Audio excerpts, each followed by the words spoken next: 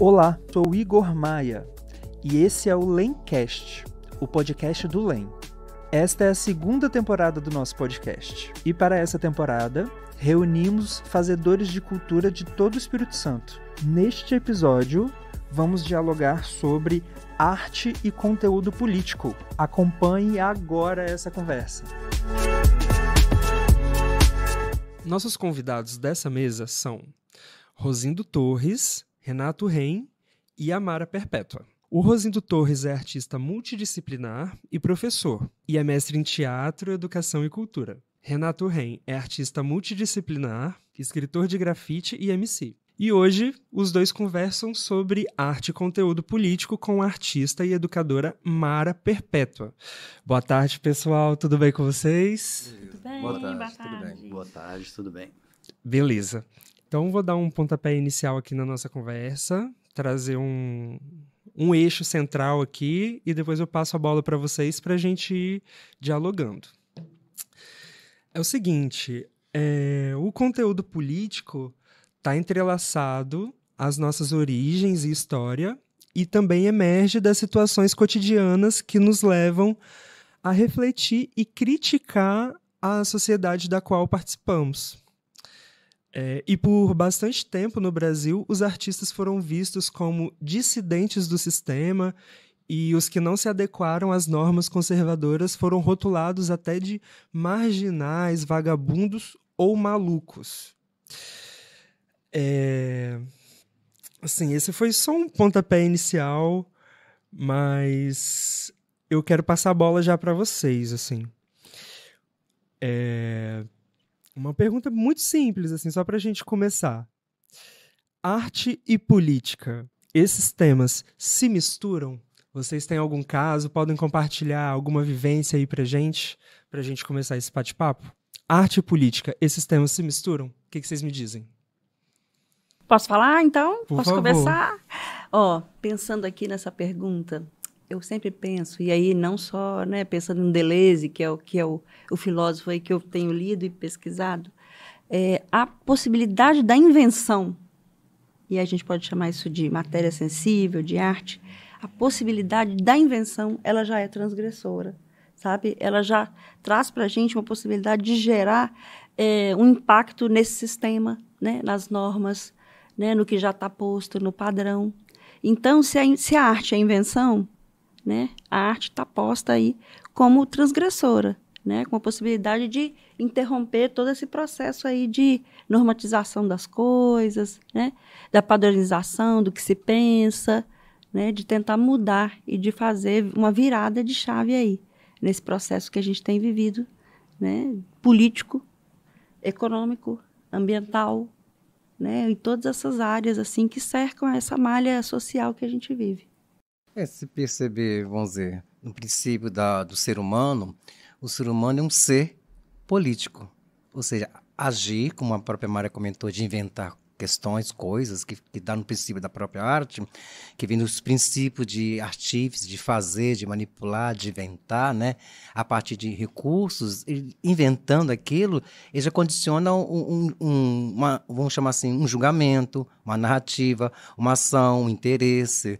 Então, com certeza, esses temas, não somente se misturam, mas eles se agregam, literalmente, se associam, né?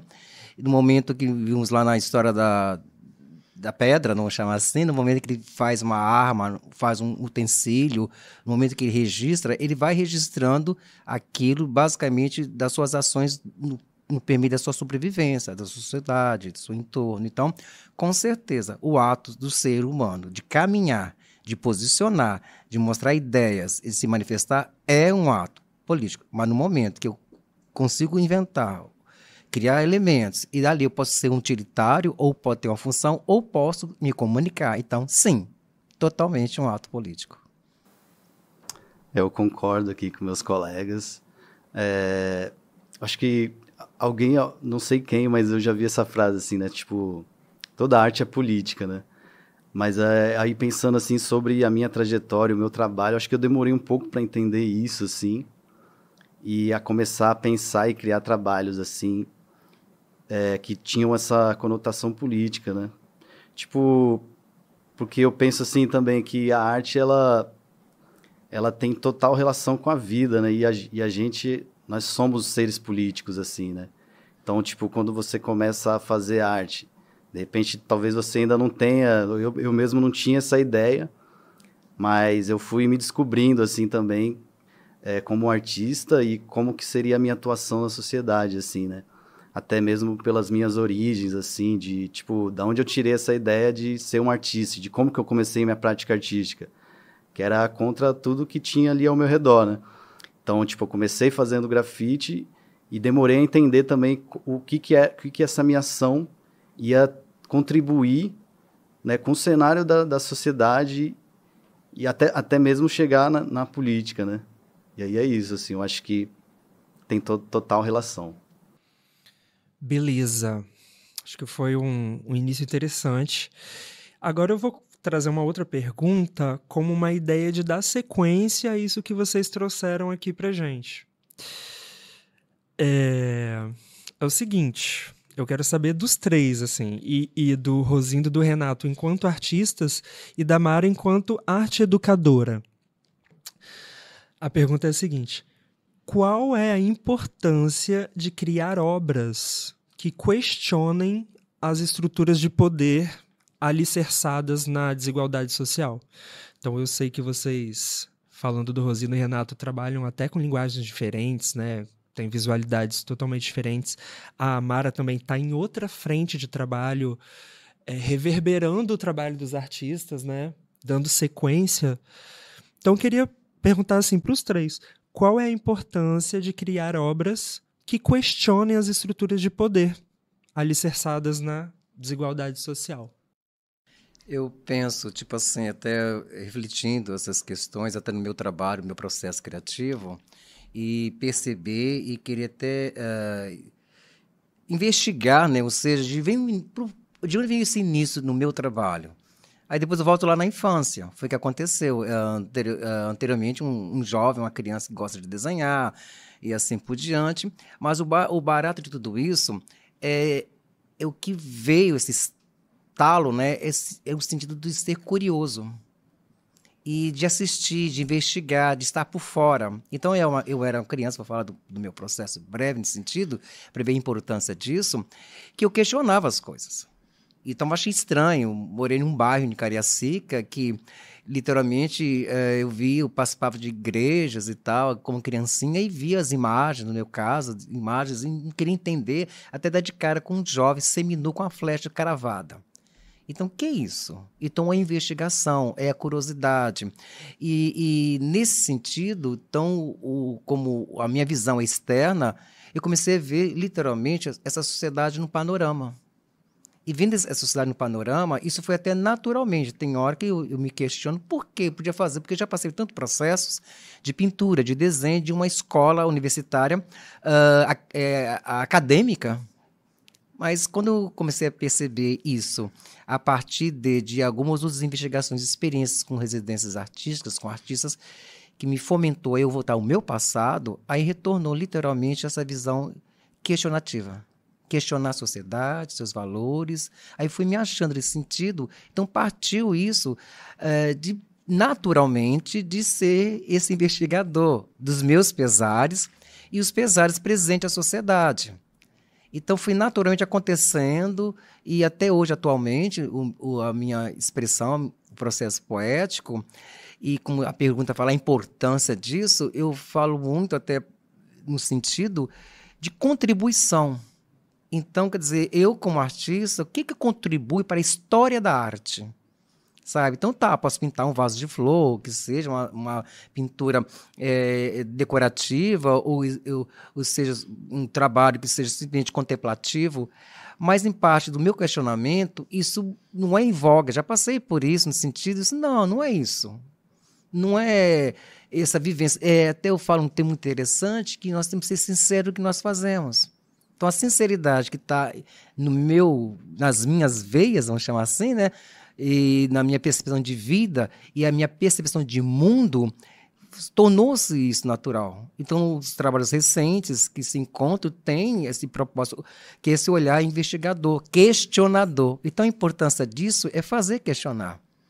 É um processo reflexivo. Até na atualidade, eu acompanho a crítica da arte, espaços, feiras e assim por diante, e artistas, e percebo que é vamos chamar de vertente, mas é nada mais, nada menos do que um olhar diferenciado a partir que não adianta inventar. Isso é natural. Então, a importância, no sentido que eu falo, é de você não esperar uma resposta do espectador, mas oferecer, literalmente, naturalmente, um elemento que vai agregar. E agregando a esse sentido de refletir a própria vida. É tão rápido atualmente. Então, eu percebo ser importante, se eu contribuo, mas o mais importante, o sentido melhor desse questionamento é no sentido de, basicamente, eu fazer, vamos botar entre aspas, né? O meu papel. O papel de um artista. Beleza, e aí, Renato, o que você me diz?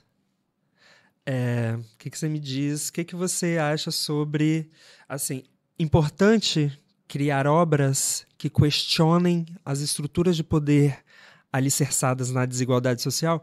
Eu imagino que, assim, você tem uma possibilidade de... Tem caminhos que você pode seguir, né, para essa pergunta, porque eu conheço várias obras suas que questionam essas estruturas de poder. Porque para o Ren é a questão dele, né? Ele tem uma demanda, assim, pelo que a gente acompanha no seu trabalho, você tem uma demanda aí pessoal, né? E que você vem pontuando isso muito, né, contundente, assim, né? Acho que você traz isso e esfrega isso, ó, tá aqui, eu tô aqui, é isso que eu demando, né?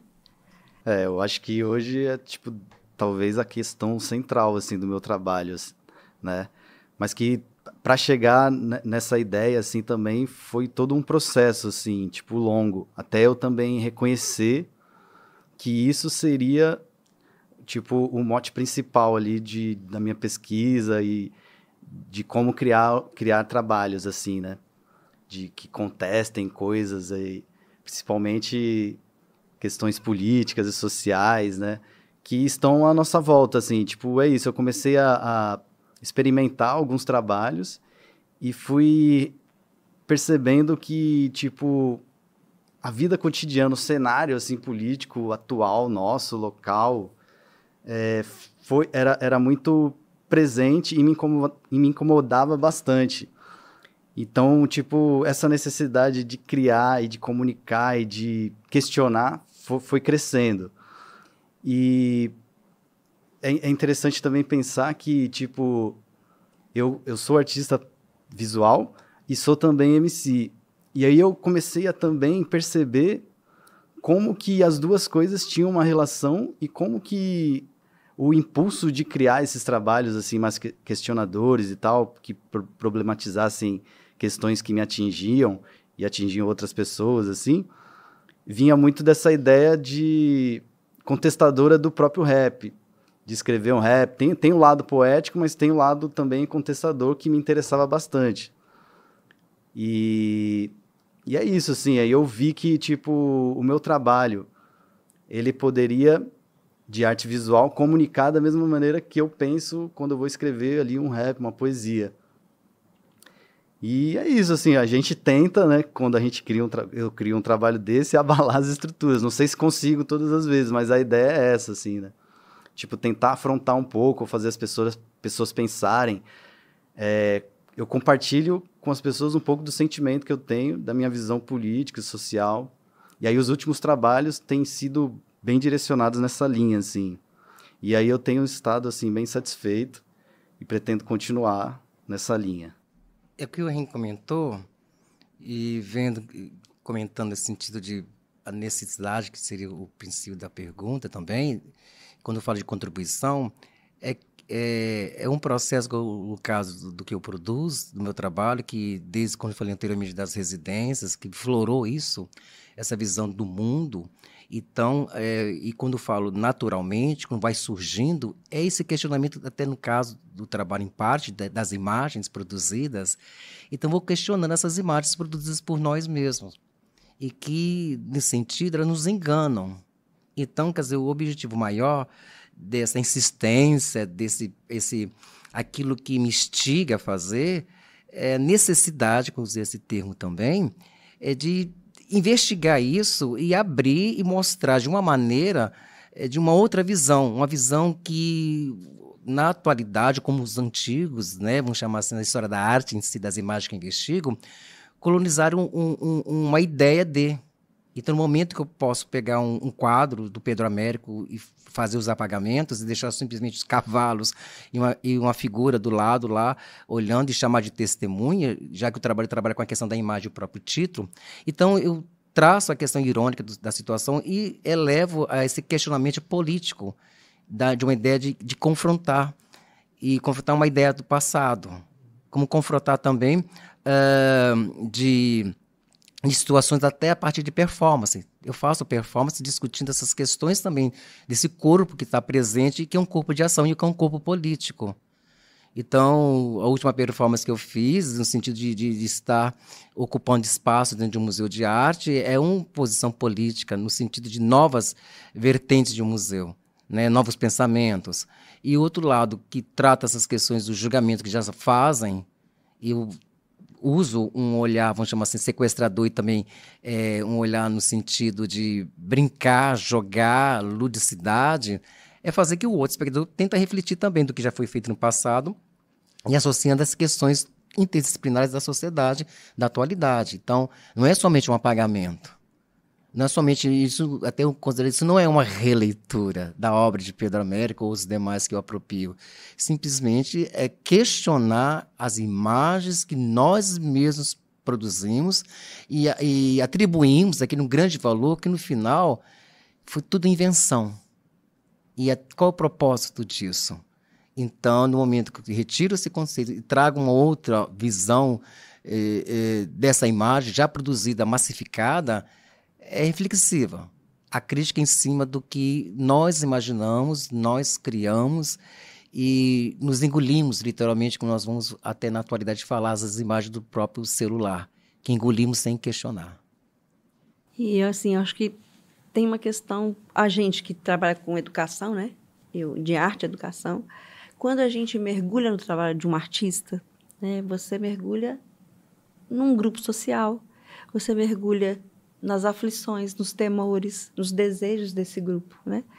E cada artista é uma micro-história e que está colado no trabalho, né?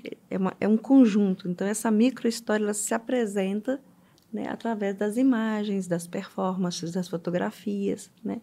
E a gente que está na ponta, no outro lado, na escola, que está trabalhando com mediação cultural, a gente faz uma espécie de curadoria.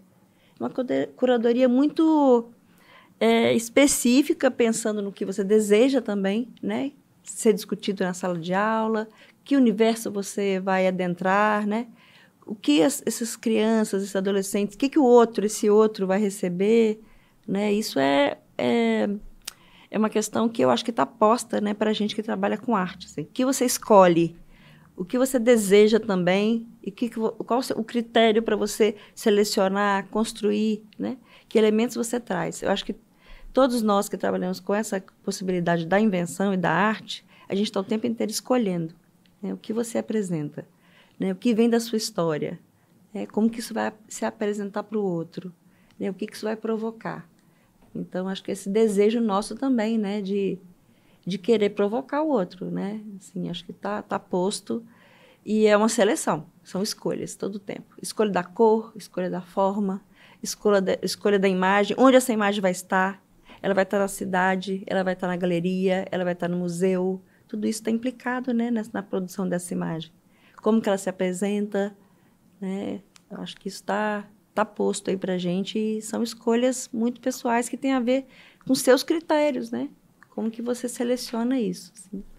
Fico sempre pensando nessas coisas na hora que eu estou planejando uma apresentação, quando eu estou planejando uma aula, quando eu estou planejando uma mediação cultural. Quer dizer, como que eu vou abordar, né, esses elementos? Eu posso disfarçar os elementos, ou eu posso trazê-los como questões, né? Então, assim, tá aí. Olha só, eu achei muito interessante isso que você acabou de falar. Eu quero até pegar uma frase, assim, que eu, enquanto professor de arte, por vezes me vejo nessa situação, assim, de fazer essa curadoria. E essa sua última fala foi, assim, foi muito pontual. De que muitas vezes cabe ao professor de arte, né, ignorar certos aspectos da obra ou valorizar esses aspectos. Então, assim, nesse sentido, Mari, eu queria te perguntar, você que está dando sequência, né, ao trabalho dos artistas, trabalhando em outra frente, você enquanto professora, né, de crianças e jovens, como que são as suas experiências quando você leva, por exemplo, assim, uma obra mais reflexiva, que traz discussões mais atuais? Como que você observa que os alunos reagem? Você acha que eles reagem bem, que eles se interessam, que eles participam, ou tem alguma certa negação?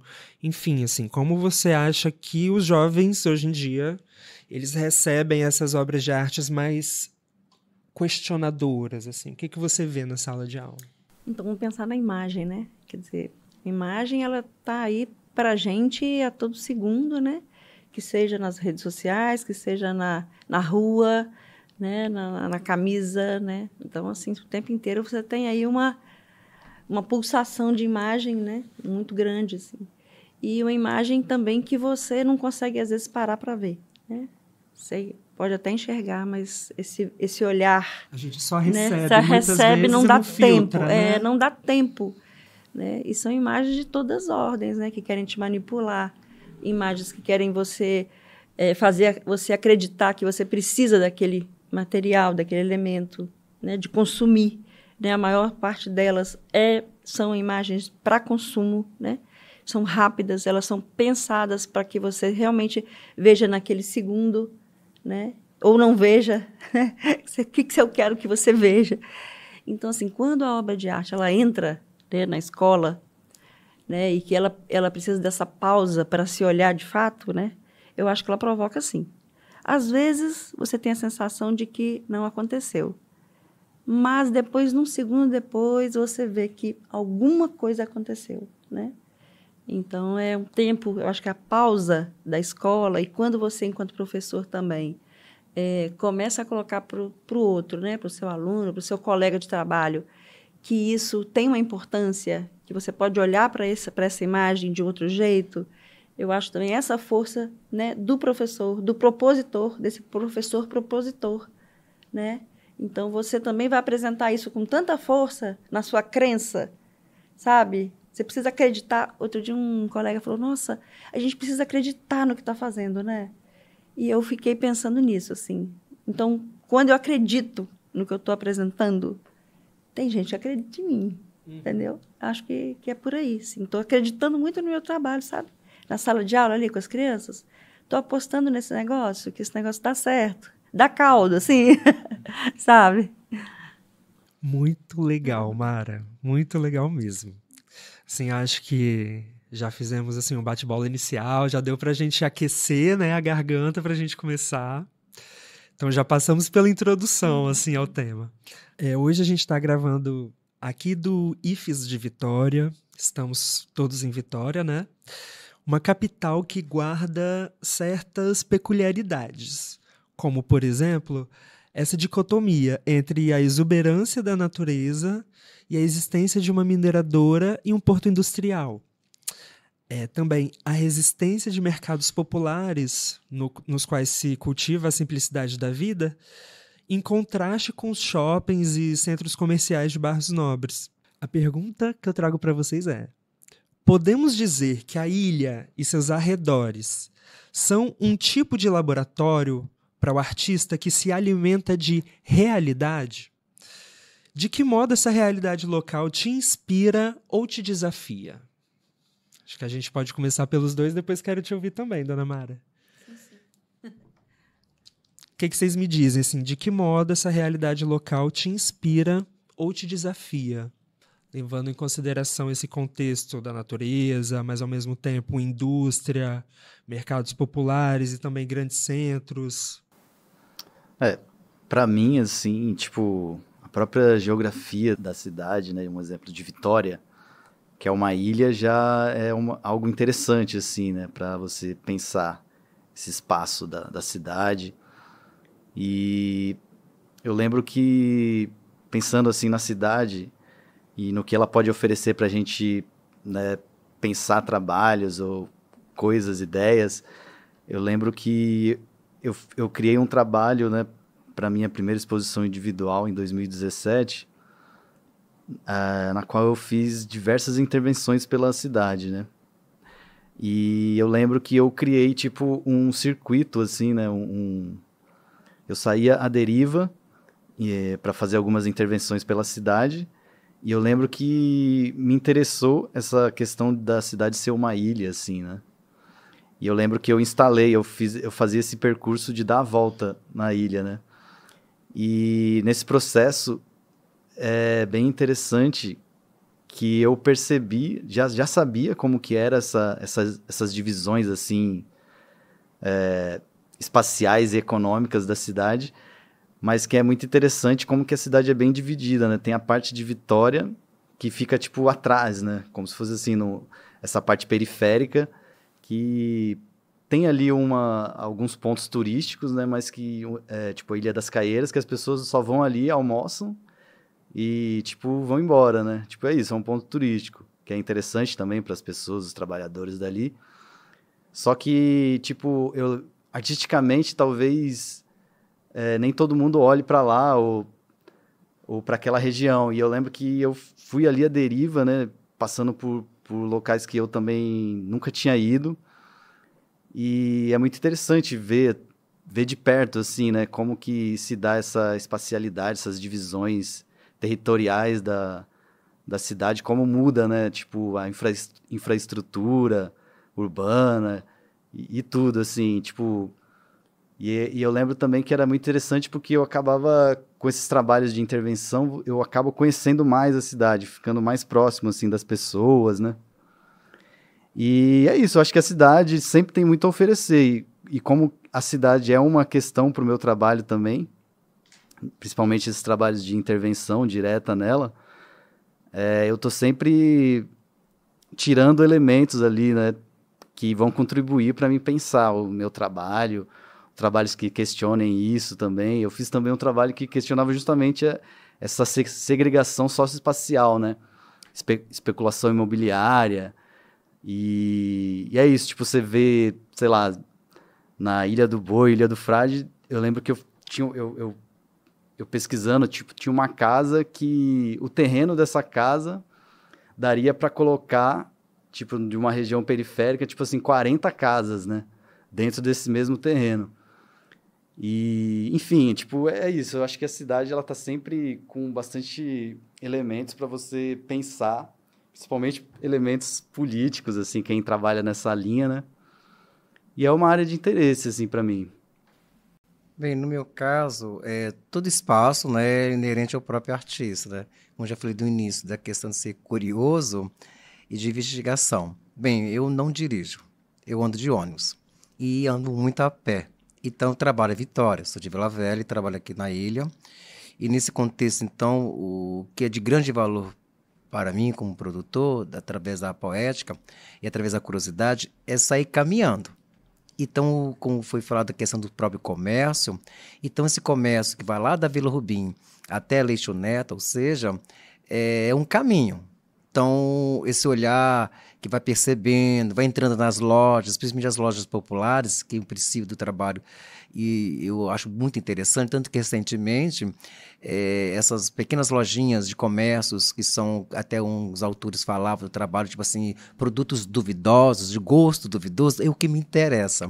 Então, a Vila Rubim, em boa parte da década de 90, teve um grande interesse até hoje. Até atualmente chego lá, não encontro tanto quanto que encontrava antes. Os materiais até se industrializaram e made in China mesmo, sabe? Então, não temos mais aqueles produtos feitos mesmo tradicionais. Mas, enfim, de qualquer maneira, eu já vou lá para o made in China 1,99. Ou seja, então essas lojinhas pequenas de souvenirs é um grande interesse. Ainda temos nesse sentido.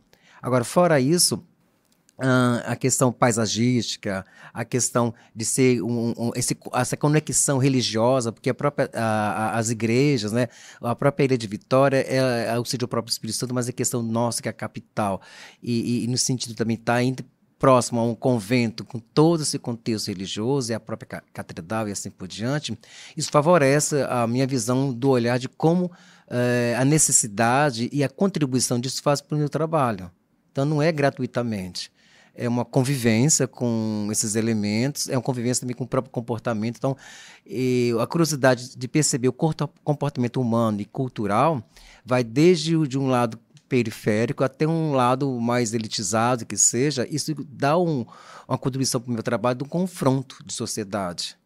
E ainda na questão de você subir os morros, conhecer todo esse conteúdo que desce e você absorve neles, principalmente eu sou professor de ensino superior, eles entram nas próprias universidades, lá nós temos esses grandes conhecimentos e ele agrega cada vez mais esses posicionamentos como ainda artista e contribuidor que eu apropio dessas técnicas, apropio desses conceitos e com certeza eles vão fluindo e surgindo, tanto que os últimos trabalhos eram nada mais nada menos que souvenirs populares, que poderiam de uma marca famosa, mas no final aquele objeto dessa marca, que se eu achasse, né, no sentido que foi eu achar. Então, muitas vezes os materiais que nós encontramos nessas lojas, que estão aqui no centro, né, e aos arredores da própria ilha, eles estão favorecidos. Então, eu vejo muito questão do próprio comércio e do próprio mesmo, a imagem de chamada, né, ilha presépio, tão pequena, né, tão acolhedora para nós, fica como fosse uma grande família mesmo. A gente vai ali, vai no canto, vai na esquina, acha, produz e ainda leva também essa questão de comportamento da próprios capixabas. Esses comportamentos intuitivos, esses comportamentos que a gente fala a relação da cultura, é uma cultura assim, que, vamos botar como um produtor local, de não estar muito explorada. Ela não é explorada. Então chega um momento que a crítica que eu faço, e tudo que a gente faz de produções, parece só fica aqui. Então, nos enriquecendo, mas precisamos manifestar para fora desse estado, né? Nesse sentido, colocar para fora mesmo nossos questionamentos, nossos pensamentos. Então, ainda esse presépio ainda fica muito conciso. E mesmo assim, dá para se explorar, com certeza, né? Todos esses quesitos, ela tem uma grande riqueza arquitetônica, né? Uma riqueza do comportamental das pessoas e fora a curiosidade. Então, quando eu ando de ônibus, eu ando a pé muito aqui na cidade, eu fico percebendo isso cada vez mais, vai contribuindo, que chega a hora que eu pego uma porcelana e coloco como objeto pronto, e não é somente a porcelana, né? Ele está todo um contexto de uma contribuição que veio de um mercado local e veio de uma intencionalidade. Então, é divertidíssimo, né? Porque esse olhar investigador, como eu já falei bem antes, e curioso, fornece a você introduzir dentro de certos locais e conhecer esses espaços e vivências, né? Experiências, e principalmente quando você está dentro de um ônibus, você vê as pessoas, os corpos, as falas, as expressões. Então, é enriquecedor. Nesse sentido de imaginarmos, obviamente, a experiência de uma ilha pequena, contida, de um povo que é secular, também é diferenciado dos demais, né? E esse elemento de pé no chão, não adianta se suspender, né?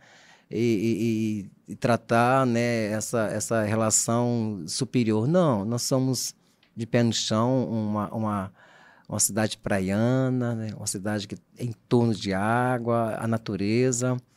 Então, sim, é um celeiro de pesquisa. Beleza. Mara, eu gostaria agora de levar essa pergunta para o seu lado, assim. Você está em outro lugar, né? Então, eu vou adaptar um pouquinho a pergunta para você. É possível levar esse recorte geográfico, abordar a cidade de Vitória dentro da sala de aula de arte? E assim, eu pergunto de uma forma ampla, assim, né?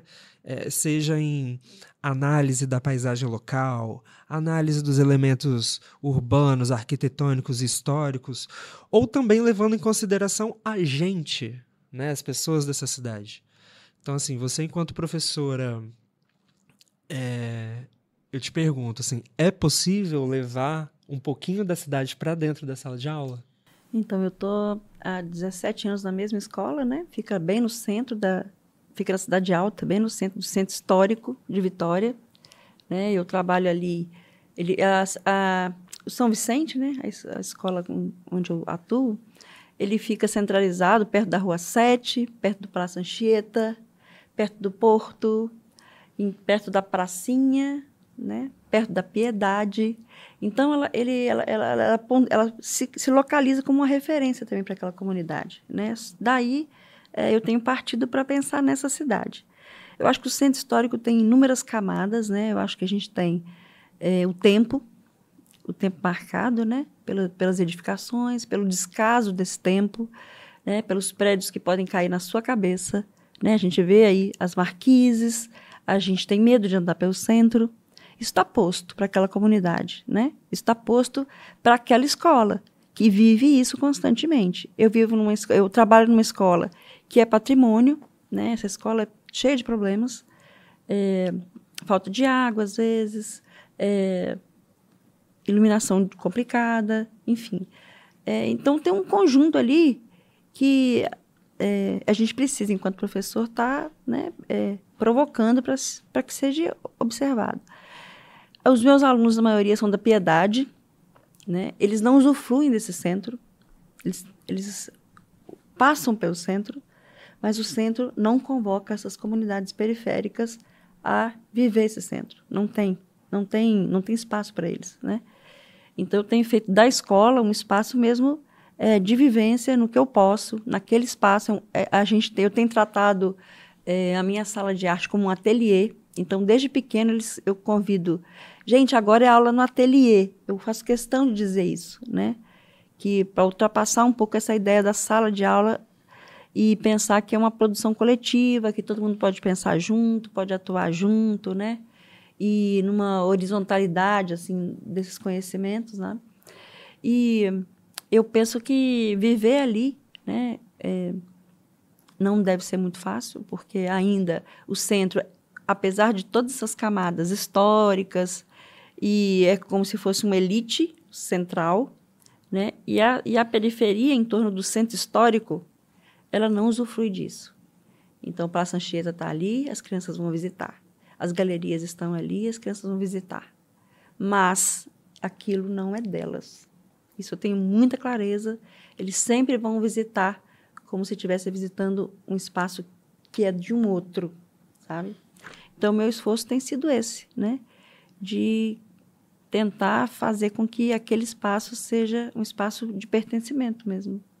E que a escola também, sabe? Que a escola também seja um lugar de atuação desses sujeitos, né? Que estão ali com as suas histórias também e que fazem parte de tudo isso. Tá, Igor? É isso que eu tenho pensado. E é um esforço grande, né? O esforço é muito grande, assim, para fazer que aquilo tenha sentido para todo mundo, né? Seja um espaço coletivo, né, que a gente deseja. Tá bom? Sim, essa sua fala traz um tom meio de mediação, né? De mediação. Né, porque traz um tom, não. Você explicou que faz uma mediação ali entre os meninos que não usufruem de algo que deveria estar à disposição. Os né, espaços institucionais estão ali, presentes no centro.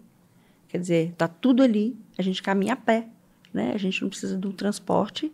Então, isso é um facilitador. A gente caminha e circula pela cidade a pé. Por outro lado, né, a gente é visitante desse lugar. Sabe que tem uma diferença nisso? A gente é visitante, assim, a gente propõe fazer essa caminhada, propõe ir aos espaços, a gente caminha muito, mas a gente ainda é visitante. Sabe? Essa autonomia desse sujeito que caminha por essa cidade é como se a cidade tivesse que permitir essa caminhada, sabe? Essa circulação, né?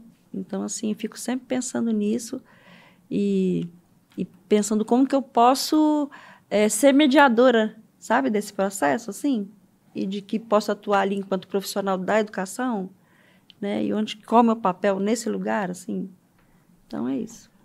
Olha, assim, eu acho até tocante, assim, esse seu relato, porque meu primeiro pensamento foi assim, nossa, se no centro, se a comunidade do centro Você usou palavras assim, impactantes, tipo, que eles não se sentem pertencentes, né? Eles são visitantes aos espaços culturais. Se as escolas do centro, que é o bairro mais, assim, munido mesmo, que tem maior quantidade de centros culturais, imagina as crianças, as comunidades de outros bairros, né? Que não têm os aparelhos culturais à disposição. É uma realidade bem... Achei a sua fala bem impactante, assim. Acho que deu pra gente falar de Vitória, da nossa realidade local. Agora a gente vai caminhar um pouquinho, saindo um pouquinho de Vitória, assim. Vamos lá. Falando mais de um cenário, de um pensamento macro, né? Saindo um pouquinho do nosso pontinho aqui do mapa. Que é o seguinte... muitas vezes o artista é um questionador, né?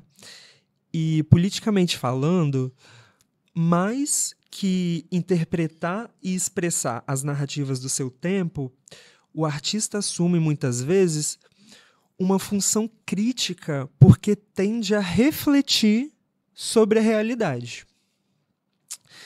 E, é claro, também se sente provocado pelos fatos, pelas notícias. E a pergunta que eu trago para vocês é: como você encara essa vertente dentro do seu trabalho, assim, de refletir sobre a realidade atual, assim, de pegar um acontecimento e dar sequência, assim, né? Transformar esse acontecimento em outra coisa, propor reflexões em cima de algum ocorrido. Como vocês encaram essa vertente, assim, dentro do trabalho de vocês? Essa parte de refletir a realidade no seu trabalho. Como que é isso? Basicamente isso é claro no meu trabalho, né? A gente como artista, a gente fala que a gente é uma antena parabólica. Então a gente só fica captando as coisas em volta, no entorno. Eu também sou um consumidor de TV, assisto jornais, né, locais, jornais de fora, do exterior e assim por diante. E tudo que novelas, filmes, então é isso aí, a vida de uma pessoa comum, mas também um olhar diferenciado, agora é um olhar de um artista, como eu falei anteriormente, de um artista curioso, querendo saber, e também de político, né? Ou seja, eu tenho que saber o que está acontecendo. E isso, obviamente, e claramente, como tempos atrás e na atualidade, reflete no trabalho. Tá? Então, isso, como comentei anteriormente também, no sentido de fazer reflexão sobre isso, os assuntos, os últimos trabalhos, quer dizer, na pintura mesmo, nesse momento eu estou um pouquinho parado, que agora vou chegar férias, então eu começar, volta para a pintura, né, para as imagens que estão me aguardando, eu estou fazendo objetos. E cada vez esse objeto, e isso, para mim, é interessantíssimo, essas datas comemorativas, né? E vamos reverter um pensamento. Então, a escolha de poder produzir é nada mais, nada menos do que, vamos chamar assim, lançar, né, a mão de produtos, né, de produções, para que o outro reflita. Então, essa vertente de questionar, como já falei anteriormente também, essa vida inteira de questionamento, mas o legal disso é que você vai achando esses objetos, que eu sou muito assim, consumista. Eu consumo objeto e vou guardando, consumo objeto e vou guardando, nesse sentido que não parei desde a pandemia. Então, quando abro mão para pegar esse objeto, ele já está ali preparado, e nessa preparação eu simplesmente entro com uma certa narrativa nesse sentido. Quer dizer, eles demandam toda uma vivência, né, de vidas passadas e vidas dessa atualidade de imersão de conteúdos históricos, jornalísticos, acontecimentos, assassinatos, né, dizer, das mulheres. Vou lá e já tem um objeto, já discutindo essas questões. Se acontece alguma coisa em Brasília, já tem um objeto que associa. Também eu trabalho muito com compras de leilões virtuais, vejo objeto. Então, esse olhar dessa curiosidade é que qualquer objeto para mim não é um objeto, ele é um significado. Então, quando eu vejo um copo diferenciado, eu vi uma bandeja com a pintura lá da década de 40 sobre Brasília, opa, peraí, esse é objeto, vou lá e recolho, compro, adquiro e deixo guardado. Então, tem livros, bíblias, né, gravuras antigas, tudo guardado, mas assim, fica tudo guardado como objeto e guardado na minha cabeça. Então, no sentido de, num certo momento, ele vai ser necessário para um certo momento. Então, o que eu estou tratando até nas redes sociais, que esses objetos vão pontuando questões. atuais, porque os objetos, para ser, como eu falei dessa história da porcelana, né, a história de um copo que trouxe uma ideia fantástica e tem todo um aparato de mostrar uma cena colonial, e essa cena de assassinato e era nada mais estampado em cima de uma xícara de café. Então, isso é muito curioso. Então, obviamente, o objeto já estava pronto, ready-made já pronto. Então, pronto para um momento. Então, ele saiu agora nesse momento, usando as próprias esquisito, falando sobre o mês da consciência negra. Né? Outros vão falar o mês sobre a mulher, outros vão falar o mês sobre... Então, chega nada mais, nada menos que interessante e divertido, vamos chamar esse termo também, curioso, de apropriar-se dessas chamadas datas que a própria colonia-se a consciência dessas datas de dia de santos e assim por diante, nada mais ou menos são equiparados ao apropriar e lançar. Então, a importância que eu levo nisso, do meu trabalho, é simplesmente lançar.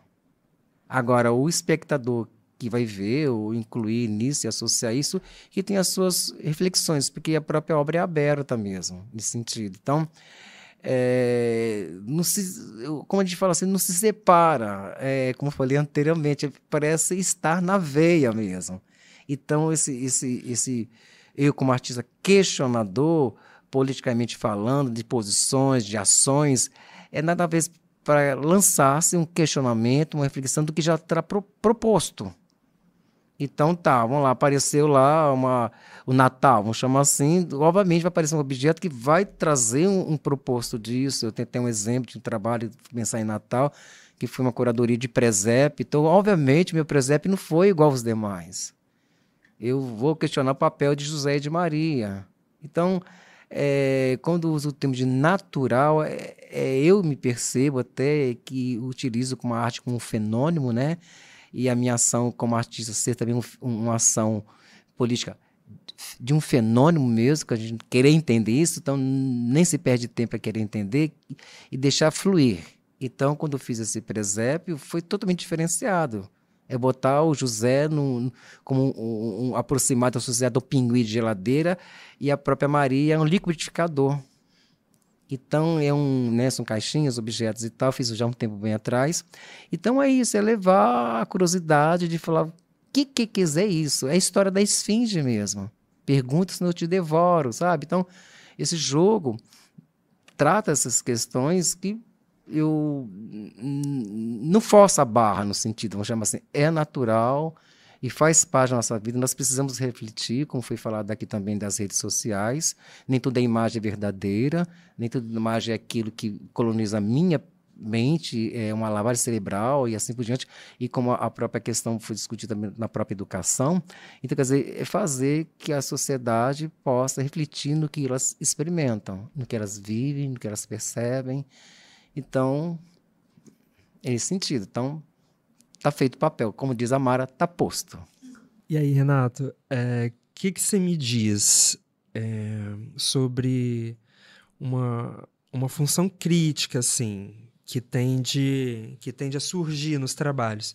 Como você encara essa vertente dentro do seu trabalho, de pegar a realidade e transformar essa realidade, assim, comunicar a sua mensagem a partir da realidade que está posta, né? Eu acho que o meu trabalho, assim, ela praticamente define ali como que eu vou atuar, né? Como que eu atuo. Ela parte desse princípio mesmo, da realidade e dos problemas que me atravessam, assim, né? E é isso. Eu gostei dessa fala do Rosindo, que ele falou que, tipo, não é uma coisa forçada, sabe? Eu concordo com ele. Comigo também não é algo forçado. Mas é isso, a gente vai vivendo e, tipo, diversos temas e problemas que me afetam, assim, eu vejo como uma substância ali, né, um material para eu criar, como se fosse, né, cores de tinta, assim. Quando eu não estou pintando, ou eu quero criar um outro tipo de trabalho, eu pego essas coisas, esses acontecimentos que ultimamente estão, tipo, bem abundantes, assim, né, muitas tragédias que vão desde questões ambientais, né, como o clima, altas temperaturas, né, tipo essas emergências climáticas, até problemas locais, como essas operações desastrosas da PM, né, que tem agido com muita truculência, e operações até mesmo ilegais de invasões de casas de moradores sem mandato, coisas do tipo, né? Inclusive, eu acho que ontem, deve ter tido alguma coisa nesse sentido. Então, eu como um artista e interessado nesses assuntos, são assim um prato cheio, né, para a gente pensar e problematizar e tentar interferir na sociedade, assim, colocar as pessoas para pensarem de uma forma, assim, a partir de uma imagem, né, de um conceito estético, ou então de trabalhos que façam perguntas, apontem alguns problemas e deixe que né, as pessoas assim que vão ter contato com esses trabalhos, elas questionem a própria realidade também, né? Então é isso, tipo, a gente como artista visual, eu vou trabalhar com esses temas, tentando criar objetos e coisas que vão questionar, e é como uma maneira, assim, do jeito que eu faço também na música, né? Só que na música eu escrevo, eu pego um problema desse e vou escrever ali de uma maneira poética e tal. E do mesmo jeito eu atuo com os trabalhos de arte, né? Então é isso, são muitos elementos, assim, da vida e da realidade que eu trago para o meu trabalho. E é isso, de uma maneira também que não seja forçada, né? E é isso, acho que faz total relação, assim, é quase que uma definição aí do meu trabalho, né? Beleza. Mara, quero te perguntar, você tem alguma inserção, quer trazer algum ponto ou posso seguir o baile? Eu queria só... uma coisa que sempre eu fico pensando é até onde a arte pode, sabe? Até onde a gente atua, assim. Eu acredito tanto que a gente pode tanto, eu acredito tanto que a gente pode muito. Assim, eu acho que a força desse trabalho, do nosso trabalho ali no miudinho, cada um no seu território, né, fazendo um movimento, eu acho que isso é tão potente assim para a vida das pessoas, né? Que seja na música, que seja no teatro, que seja na produção plástica, né? Eu acho que e a gente precisa acreditar nisso, né, nessa potência, porque é o que vai mover, né, nesse esforço de produção. E a gente estava antes um pouquinho, a gente estava conversando do esforço que é, né, produzir isso. Tem uma crença, né, de que é possível e de que a arte pode, né? E se a gente não acreditar nisso, a gente escapa, né? A gente vai fazer outra coisa. A gente estava falando um pouco disso antes dessa conversa aqui acontecer, né? Sim. Bem, legal. E assim, eu quero pegar umas frases de vocês para dar uma sequência aqui, né? O Rosinho e o Renato usaram a expressão assim, de que não forçam a barra, tipo, tentam levar de uma forma mais natural, alguma coisa assim. E a Mara perguntou, o que a arte pode? E agora eu trago uma reflexão para vocês. Assim, vou pegar essas frases de vocês e vou trazer uma reflexão. Falando desse cenário atual de realidade do nosso Brasil, em tempos de fake news e ameaças à democracia, vocês se sentem instigados ou desanimados?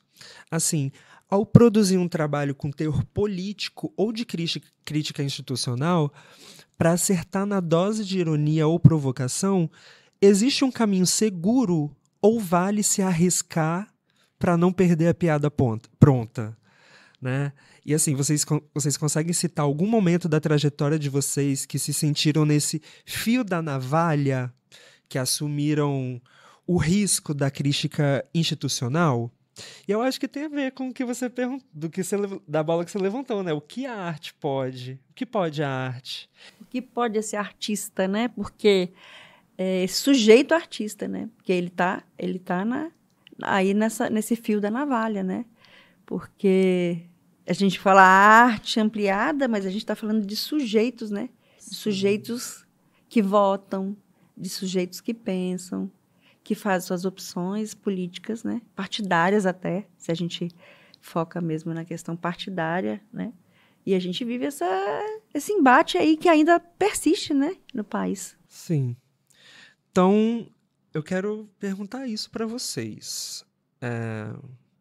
Ao produzir um trabalho com teor político ou de crítica institucional, para acertar na dose de ironia ou de provocação, existe um caminho seguro ou vale se arriscar para não perder a piada pronta? Assim, o que vocês me dizem? Pergunta difícil?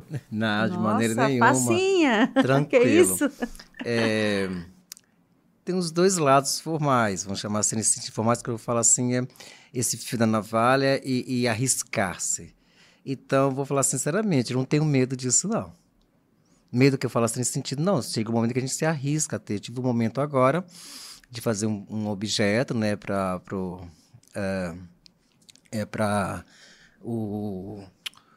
a Igreja dos Reis Magos, né, que é um objeto permanente lá da interpretação da igreja, né, que a curadoria pediu que fizesse o objeto. Eu tive que me relacionar com todo o processo político, que foi envolvendo os jesuítas, a própria igreja, a comunidade, a história, né, o monumento. E, basicamente, tem um monumento museu e o museu institucional. Então, eu teria que fazer um objeto para o nicho. Quem tiver a oportunidade de vir, entra, é o objeto lateral. Então, ali eu montei uma ideia, né, pegando esses elementos, fazendo a pesquisa. A gente faz pesquisa, né, não é aleatoriamente, né? E essa natureza que nós falamos anteriormente de ser assim, natural, que a gente fala, como você comentou antes, assim, fluida, né, que sai, agora chega um momento que a gente embate nisso, o fio da navalha. O que apresentar? Né, já que vulgo, vamos chamar assim, de ser uma encomenda.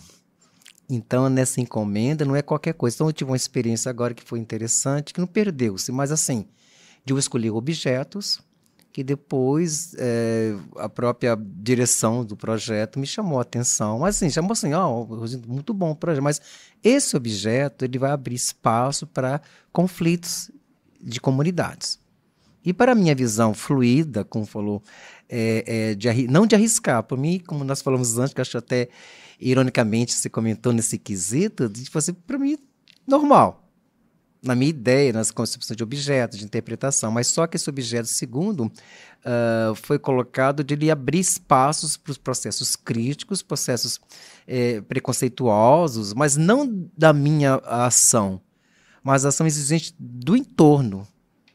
E a gentileza, não dá para mudar, não. Só que a minha concepção desse próprio objeto como concepção, ele é inerente até do Oriente, não tem nada a ver com o Brasil.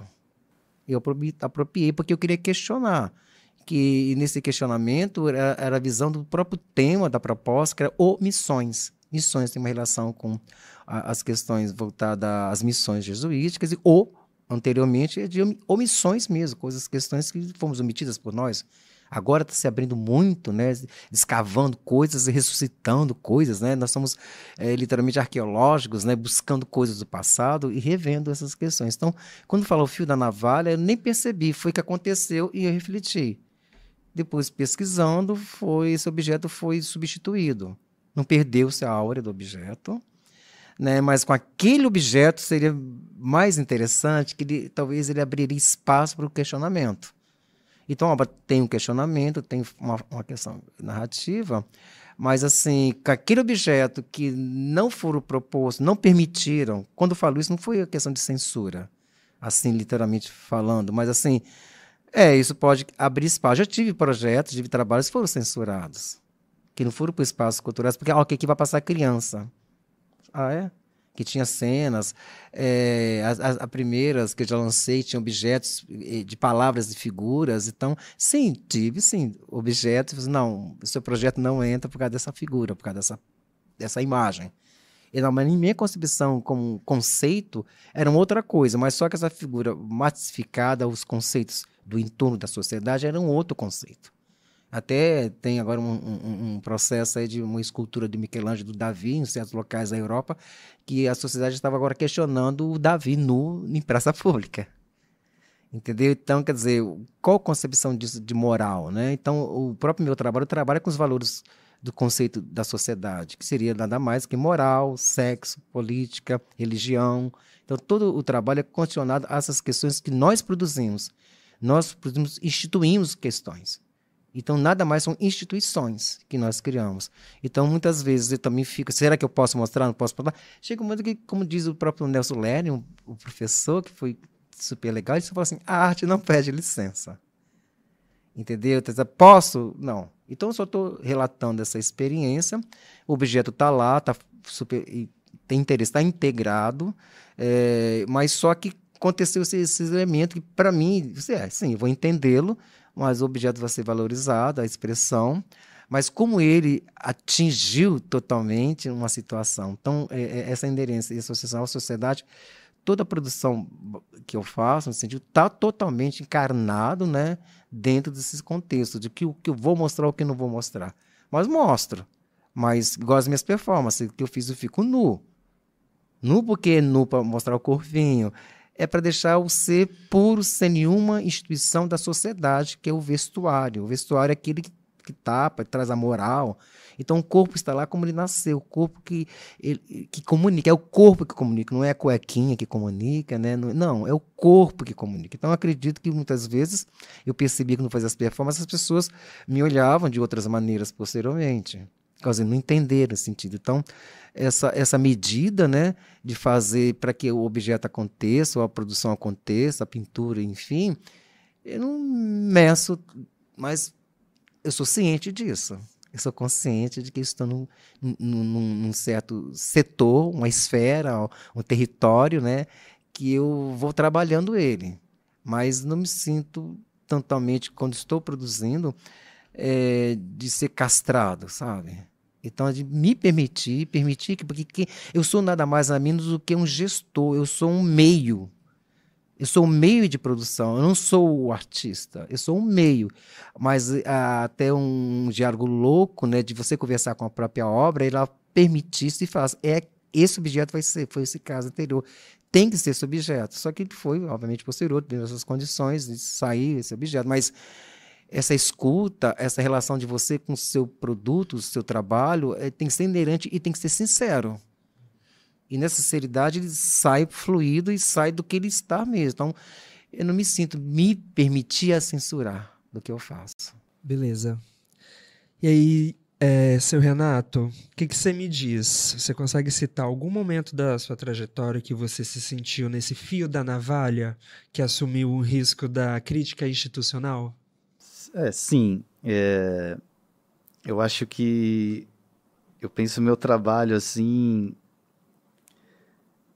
Não só o meu trabalho, mas eu penso que na arte, assim, os artistas, a gente tem que ter uma certa coragem, assim, né? E não ficar limitado ou com medo de como vão ver o seu trabalho ali, ou a sua ideia, né?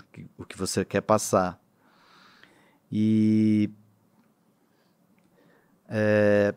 às vezes eu já pensei em trabalhos, assim, que fazem essa crítica institucional, ou que, tipo, tem algum elemento de ideia que ele traz de discurso mais contundente ou mais polêmico, assim. E eu penso que é isso, a gente tem que enfrentar, né, essas coisas e colocar as nossas ideias para o mundo. Tem artistas que talvez não tenham essa coragem, não coragem, mas essa visão sobre a arte, sobre o trabalho, e beleza também, né, todo mundo tem o seu lugar. Mas eu acho que vale a pena, assim, a gente não ter certas limites ou barreiras e tentar colocar a arte, né, de uma maneira que faça as coisas ou as instituições e as pessoas pensarem ali, entrar um pouco em conflito também, né, com o que a gente coloca ali. Agora, eu não sei se eu vou conseguir lembrar de algum exemplo, assim, para falar com vocês, mas é isso, acho que, né, a gente tem que estar pensando também como problematizar essa relação com as instituições, e é isso. Eu lembro, você não lembra, mas eu lembro. Eu até queria te perguntar, assim, você acha que além de Greve e Motim, teve algum outro trabalho que você se viu nesse lugar de criticar instituições, assim? Bem lembrado aí, ó, a Greve e Motim, né? É um trabalho que eu gosto bastante e eu acho que esse trabalho ele não teve, assim, talvez ele não consegui divulgar ele bem, não chegou em tantas pessoas que eu fiquei sabendo, mas como era uma intervenção urbana, talvez esse trabalho tenha chegado e chegado nas pessoas de uma maneira que eu não tenho controle, né? E é um trabalho bem complicado, assim, porque, inclusive, eu poderia manter ele no anonimato, assim, porque, né, como você falou, o trabalho Greve e Motim, e ele problematiza a greve da PM, que, se eu não me engano, foi em 2017, 18, não lembro agora. E foi um momento bem terrível, assim, para a nossa sociedade, assim, para quem viveu aquilo, né? E eu tô justamente ali fazendo essa pergunta, questionando e colocando para as pessoas, né? Se foi válido aquela situação. E para complicar, né, depois desse trabalho, que eu acho que eu tenho que fazer a segunda parte dele, é que os policiais, né, foram anistiados. Então, depois de tudo que aconteceu, assim, ainda houve o perdão ali, digamos, né, do governador. E por se tratar de um trabalho que critica a polícia, é um trabalho bem, digamos assim, até perigoso, né? E quando eu fazia ele, eu fazia até com cuidado, assim, né? Porque era uma intervenção ilegal na rua, que eu fazia com stencil e spray, escrevia essas duas frases nas ciclovias da cidade, né? Uma em cada sentido. Enfim, aí é um trabalho bem complicado, assim, de se fazer, porque eu me sentia meio vulnerável ali, né? Enfim, mas aí eu também tive coragem, eu divulguei ele, tem no meu site, tem, né? Eu até enviei para alguns lugares, assim, para tentar participar de exposições e coisas, mas não foi aceito, mas eu ainda pretendo, assim, inclusive, retomar esse trabalho com essa questão da anistia.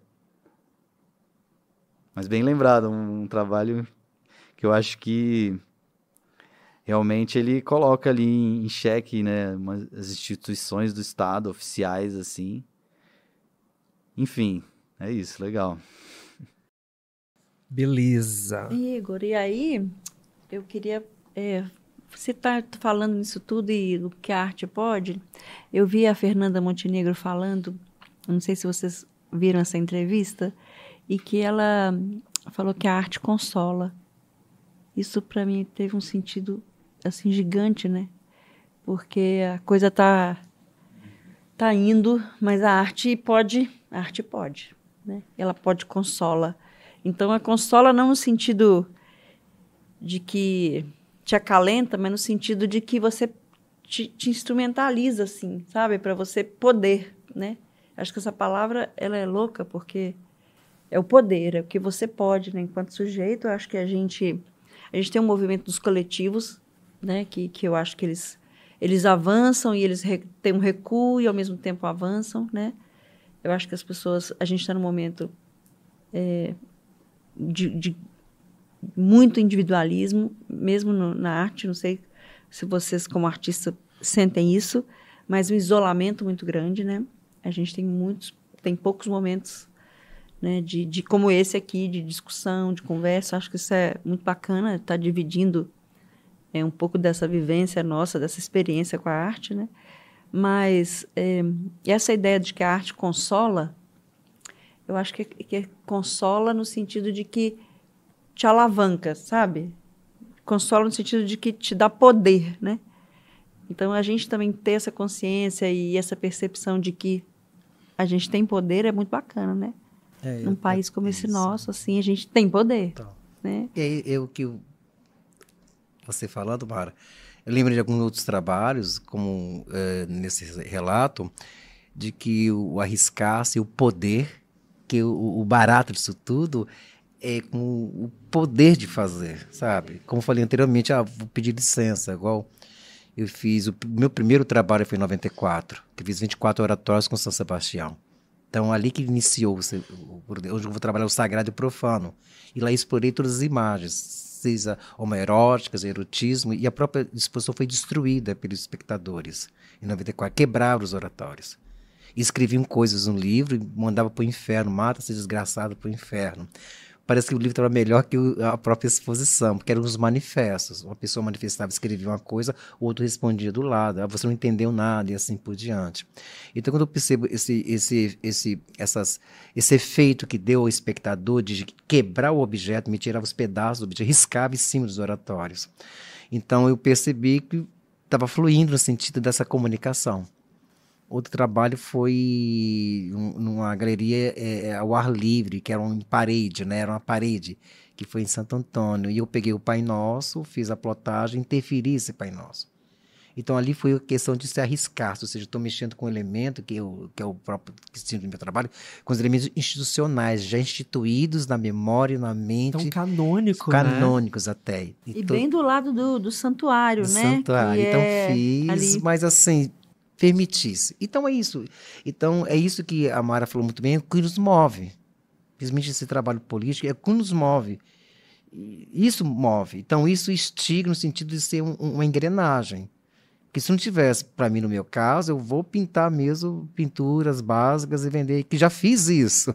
Já tem esse momento histórico, que basicamente é uma grande dor. Dor assim, sabe? Então a gente precisa, sim, aquilo que me move, não aquilo que basicamente vai, entendeu? Tanto que alguns trabalhos meus, ou trabalho meu, não estão em espaços particulares de galerias, entendeu? Eu também não importo com isso, porque eu não vivo disso. Eu vivo daquilo que me move. Beleza. Olha, achei bem legal, assim, esse papo fluiu legal. Beleza, gente. Agora já estamos nos aproximando no último bloco, assim, do nosso diálogo. E agora eu quero trazer uma outra reflexão para a gente conversar aqui. Que é o seguinte.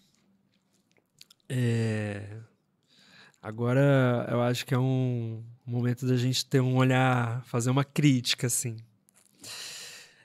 A gente sabe que a arte sempre esteve relacionada ao poder, né?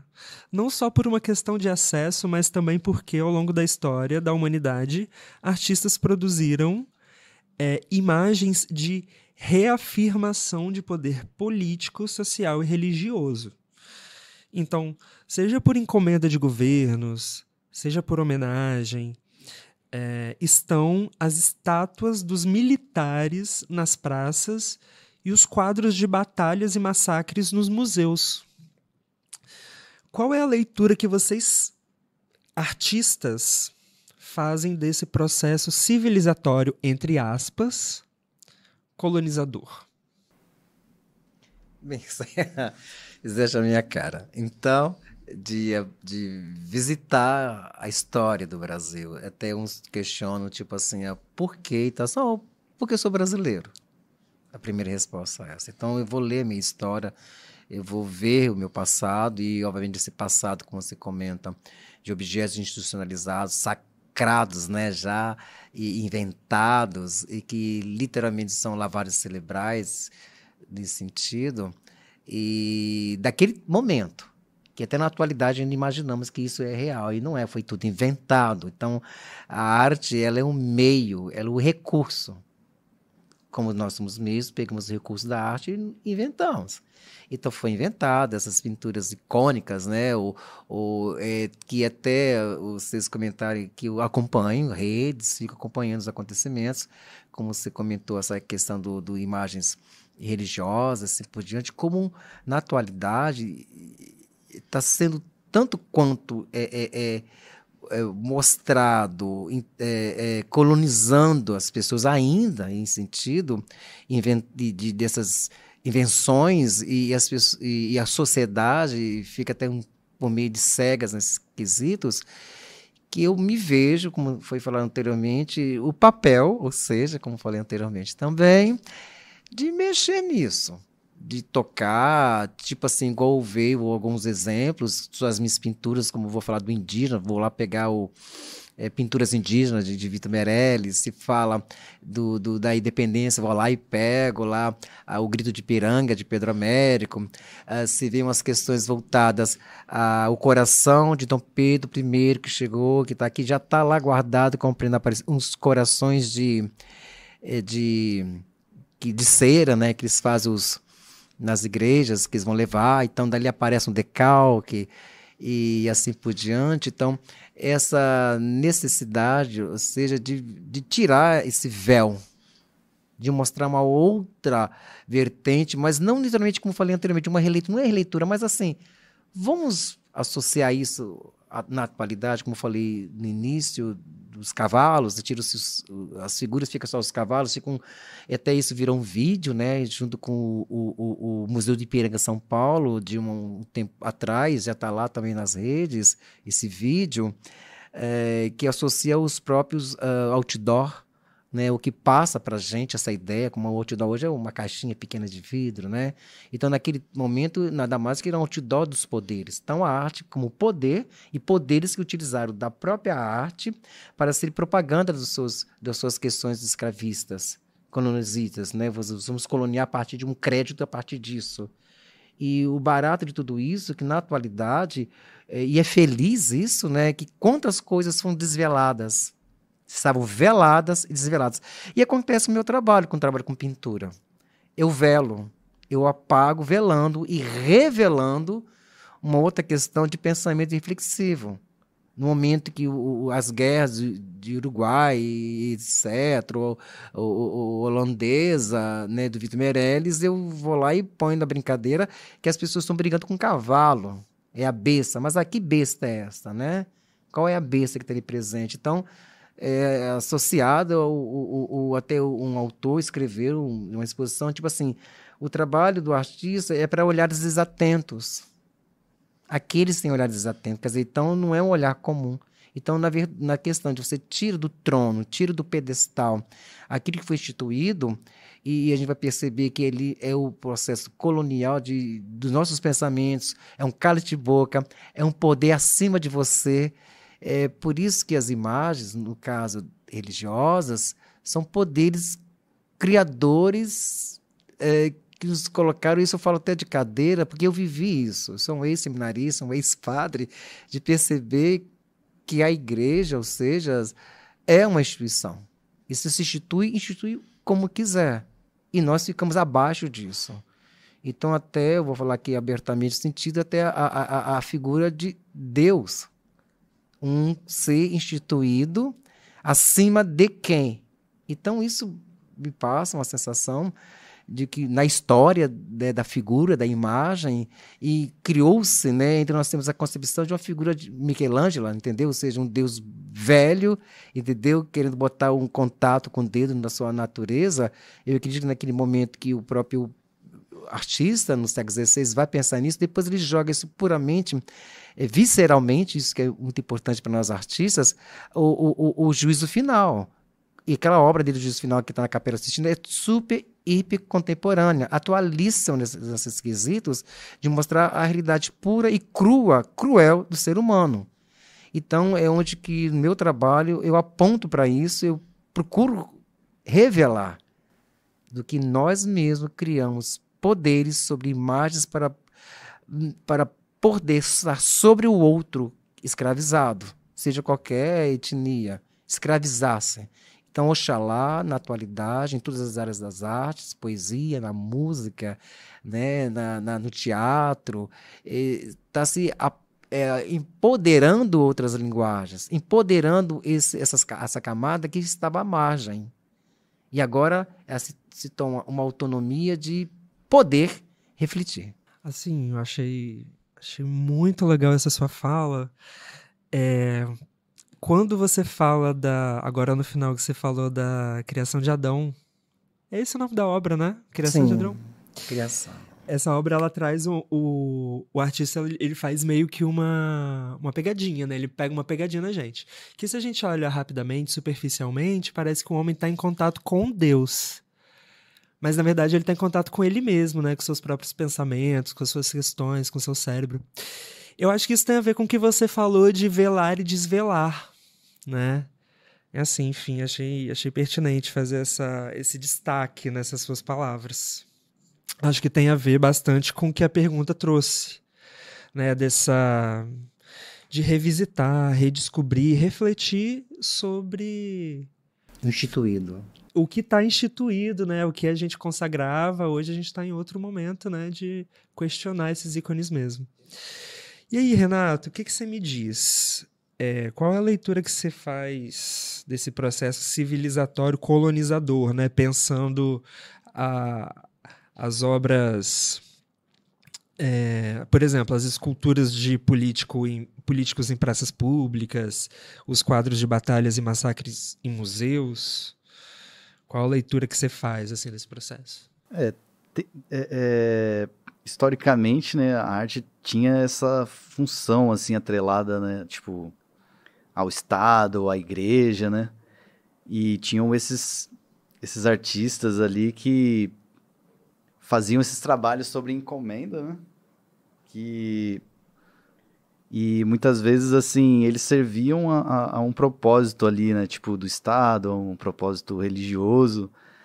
E eu vejo que, às vezes, eu penso muito fazendo uma relação com a atualidade que a gente vive, assim, né? Tipo, porque, às vezes, é uma questão também financeira ou de, né? Tipo, essa é a sua profissão, assim, e, às vezes, você tem que fazer alguns tipos de trabalhos para se manter, né? Fazendo uma relação, assim, comigo e com os artistas. Né? Às vezes a gente tem que se vender. O termo é esse. Mas prossiga, por favor.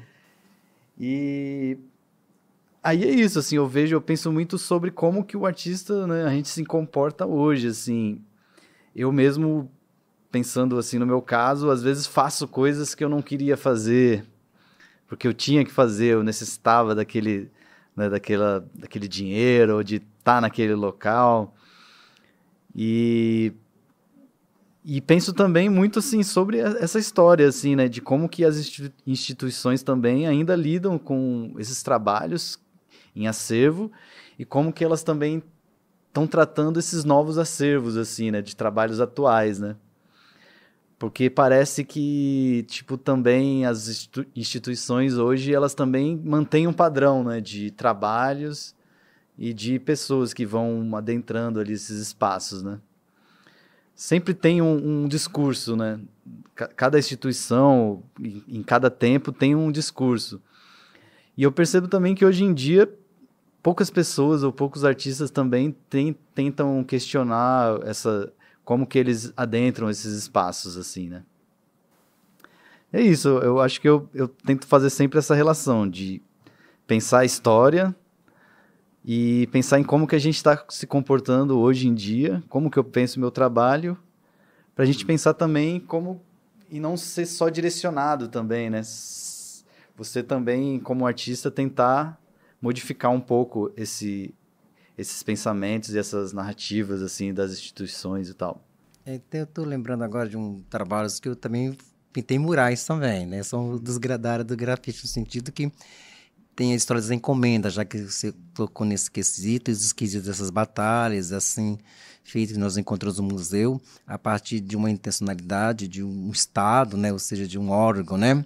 E o artista era instituidor de produzir isso. Enfim, muitas vezes, alguns momentos que eu passo, vamos chamar assim, participar de projetos de pinturas do muros do convento. O caso também, vamos lembrar da história do objeto ligado à igreja, museu agora, né? Ou seja, dos Reis Magos. Então você tem aquele objeto. Aí vem essa pergunta, tipo assim, e aí? Como você falou, se vender-se, né? E aí? Né? Quem vai estar lá dentro? Então é o Rosendo, vou chamar. Então eu não, como eu entendo anteriormente esse fato, que o objeto apareceria tranquilamente, simplesmente teve uma intervenção. Enfim, e no caso dos murais do convento, eu entrei livremente, pintei. Então, quer dizer, primeiro era nada mais um coração de Sagrado Jesus de Maria, que era amarrado e fazendo um boom. Porque eu tinha percebido que existe uma questão de comércio, naquele sentido das pessoas na Festa da Penha, e fazer essa questão de reflexão, e a história continua. O outro foi Tá, fiz o projeto, apropriei de uma imagem de Dürer, de ressurreição de Jesus, e coloquei. Só que Jesus era feito, copiei, obviamente, né, essa imagem, e no final ele levanta aquela bandeira tradicional da ressurreição. Só que a bandeira é uma bandeira de um arco-íris que rolava todo o painel. Porque naquela instituição existe todo um poder da igreja de falar que a homossexualidade é uma doença. Então, teve momentos, naquele momento, que o próprio... o coordenador do convento teve que descer para perguntar para mim o que era isso. Então, quer dizer, esse fio da navalha, essas questões de pegar, de tirar desse pedestal do próprio poder de instituir aquilo, quem diz isso? Então, eu vejo, não como função, a palavra certa da arte, mas acredito de tirar os poderes do poder, não é uma questão de necessidade. Então me vejo. Você pode repetir essa frase, por favor? Tirar o quê? Os poderes do poder. Poderes? Do poder. Prossiga, por favor. Então, naquele momento que tinha um poder apontando para uma certa classe da homossexualidade faz um tempo, que, como nós falamos, isso nos atinge, isso que nos move. Então, a gente, como meio, foi necessário. Então, pintei, ludibriei o poder, que dentro de mostrar um processo, né, de trabalho, uso como testemunho, eu falar que o arco-íris era a cor de todas as cores, ligado à luz, nada disso, enganei, entendeu? Era total. Isso a imprensa veio, questionou, foi passar para a imprensa que era isso mesmo, era um questionamento de um poder podre que apodrecia a margem da sociedade. Então, por isso que tem outros artistas, colegas meus fora daqui, que trabalham com esse quesito também, de levantar questões, de apontar questões, né? E tão inerente, vendo as redes dos meus trabalhos, é claro isso. É sempre desmistificar aquilo que é institucionado, aquilo que é colocado, que está, como se diz, com o pé sobre as nossas cabeças.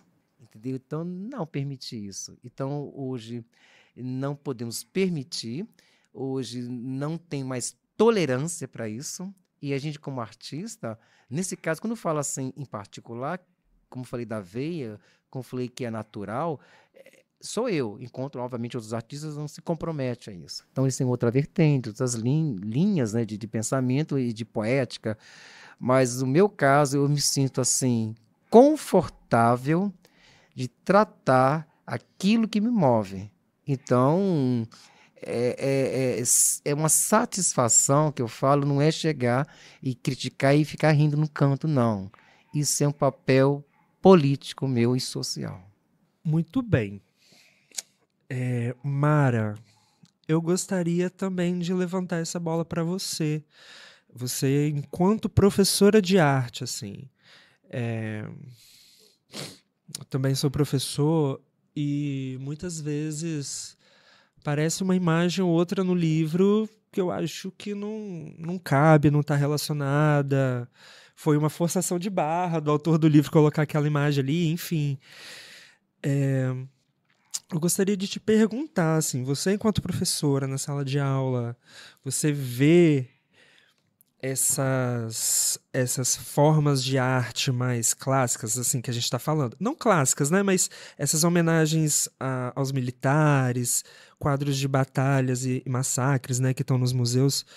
Você, que está na sala de aula, você acha, assim, você vê como um processo pertinente, que cabe mostrar a imagem e o questionamento? Assim, como que você leva essas obras, digamos assim, questionáveis, que a gente sabe que são, mas ao mesmo tempo ela traz conta uma história, né? Então, como que é a sua relação ali na frente da sala de aula, trazendo um conteúdo mesmo? Muitas vezes a gente precisa usar uma obra ou outra que a gente não concorda, assim. Como que você leva Como você leva essa parte? Então, assim, do seu trabalho? os livros didáticos, nem pensando nos livros de arte, mas os de história, os de geografia, eles estão impregnados de imagens, né? E acho que a grande questão é você passar por essas imagens sem contextualizá-las, né? Eu acho que elas estão aí, acho que a gente não precisa escondê-las, né? Mas quando você ignora essas imagens, só que elas pulsam, né? Você pode não contextualizar, mas elas existem, elas estão ali e elas pulsam. E as crianças, os adolescentes estão vendo essas imagens. E elas estão vendo e elas estão captando o que elas significam, né? Não existe isso de porque você não citou, porque você não pontuou, a presença delas existem, né? Eu estou com quase 60 anos. Eu fui de uma escola em que isso não existia, né? Não se questionava essas imagens, né? Eu recebi tudo isso, né? Os livros didáticos, todos com muitas imagens extremamente complicadas. Eu lembro de algumas ainda que eu não entendia muito bem, mas elas estavam ali e elas pulsam, né? E a gente aprende com as imagens e aprende muita coisa. Coisas que são bacanas e coisas que não são muito bacanas, né? Então, quando você vê um índio, né, um botocudo que você vê e as crianças se assustam e você não conta o que é aquilo, o que significa aquilo, aquilo está sendo dito ou não dito, né? Então, isso é muito sério, assim. Mas hoje acho que eu estou aqui muito otimista, sabe? Acho que eu estou. Porque eu acho que tem uma mudança. Eu acho que tem uma mudança e acho que não tem volta. Também acho. Eu acho que pode vir o que quiser. Estou preparada, venha. Estamos na guerra. Sim, muito legal. Eu quero pegar essa fala. Sua fala me fez lembrar de uma obra que o Rosindo falou, que é a Independência ou Morte, né? Que é assim, a do Pedro Américo, que é uma imagem muito consolidada no imaginário popular. E quando a gente pensa em independência do Brasil, se a gente for falar desse tema, é essa imagem que vem. É como se fosse uma fotografia. E a proposta dela é ser, né, cumprir a função de uma fotografia.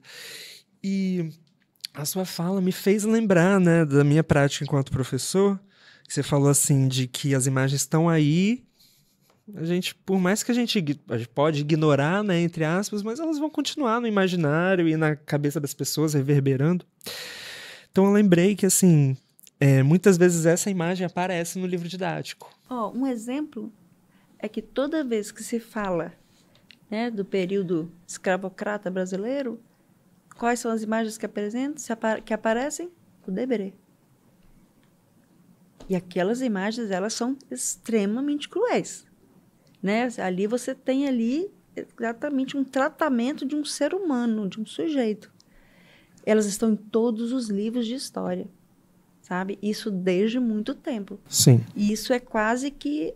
eu vejo muitas vezes eu tenho medo de trabalhar essas imagens. Eu tenho medo de enfrentar essas imagens com meus alunos, de não dar conta, sabe? De fazer ali um movimento, porque é muito sério, são imagens muito impactantes, né? Sim. Então, o Debré, por exemplo, ele é recorrente. É muito difícil você ver um livro de história, né, que elas não estão ali presentes, né? Então, assim, só para exemplificar, a gente se acostumou com aquelas imagens do Debré, porque desde criança a gente vê, né? Interessante pensar que hoje a gente tem um olhar muito crítico, né? Tipo, de que as imagens trazem um processo de, às vezes, animalização e marginalização, mas né, se o dos seres professor não humanos. está atento, Igor, isso passa. Entendi. E ele fica ali no livro fazendo parte do seu exercício de fixação do conteúdo dado. Sim. E simplesmente ele passa, né? Você foi falando, eu fui lembrando da Independência ou Morte, porque na minha prática enquanto professor, quando essa obra surge, ela surge em vários conteúdos diferentes, né? Mas quando ela surge, eu não me permito deixar ela passar batida, assim. Eu preciso, quando eu estou analisando essa obra com a turma, preciso falar, olha, turma, essa imagem ela quer contar uma história, ela traz um enredo, né?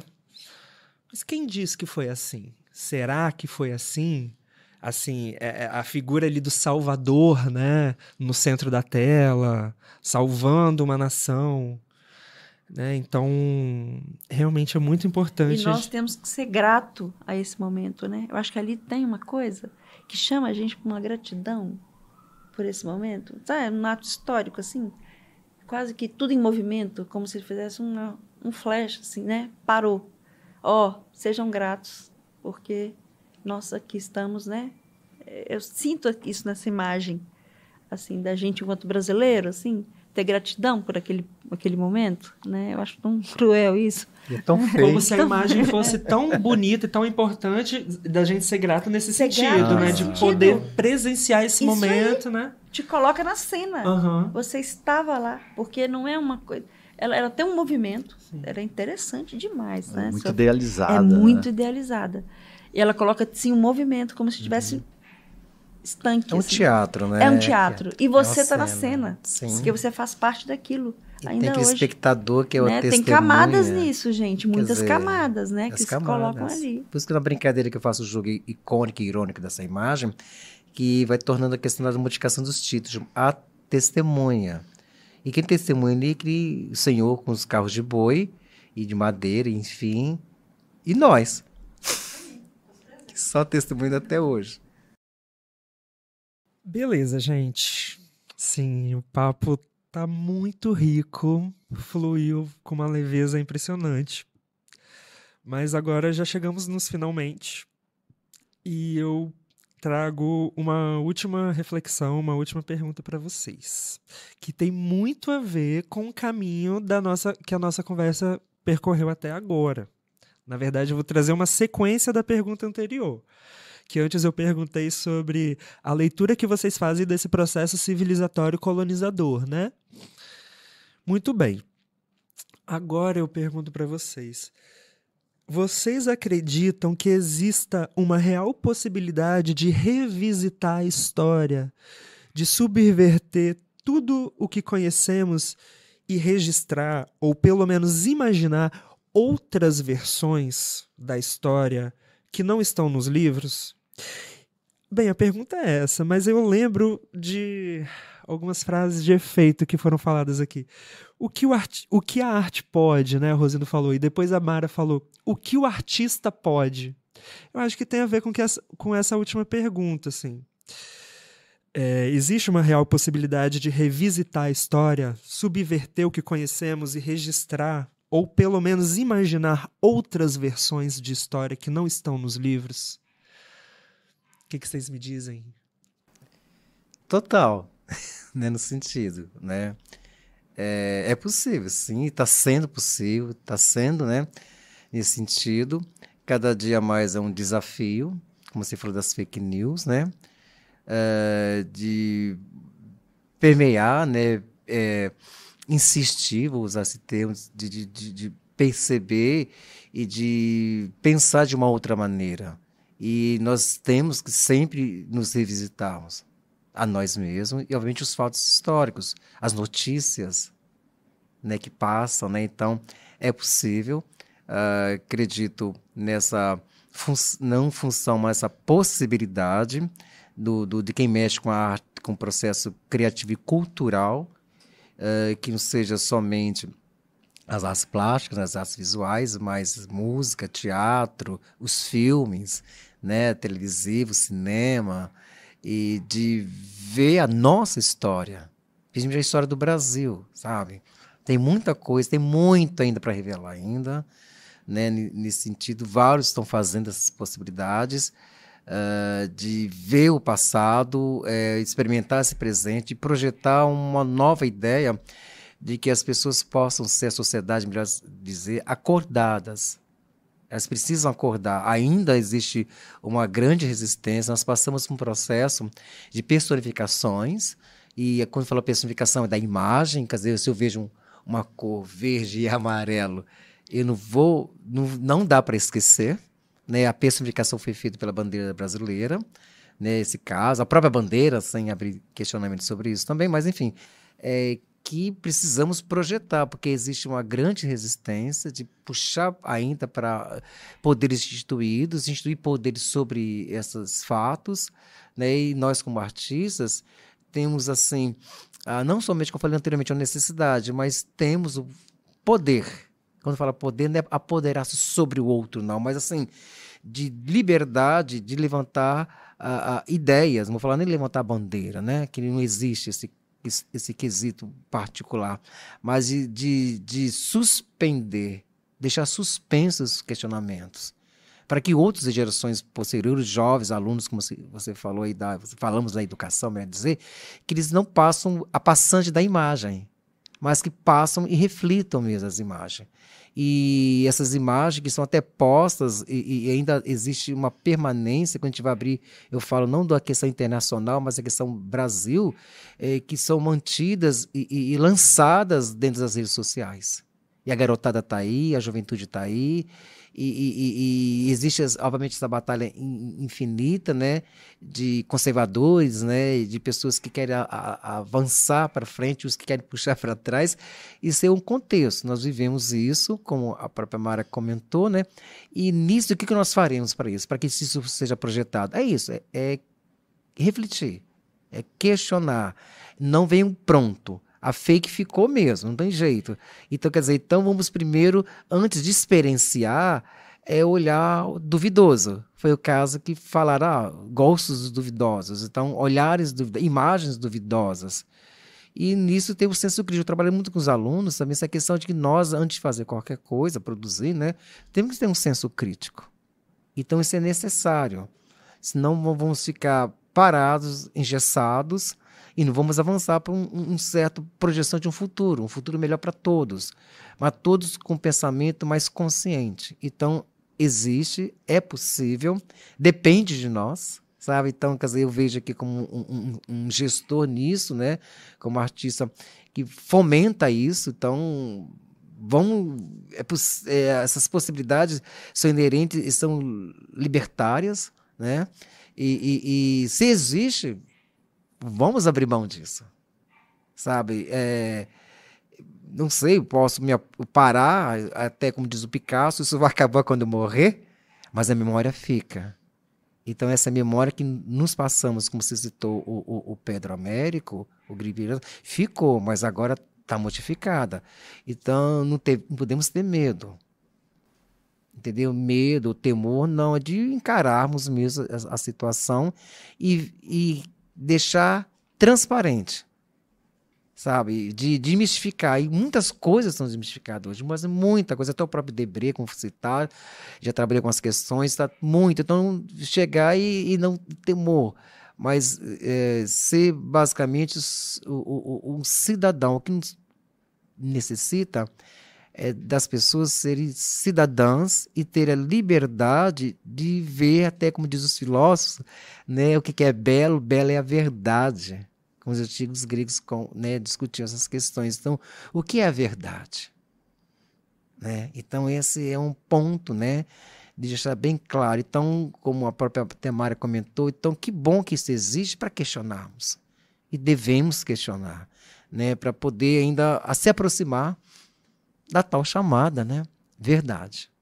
Olha só, eu não podia deixar essa passar. Já vou passar a bola para você, Renato.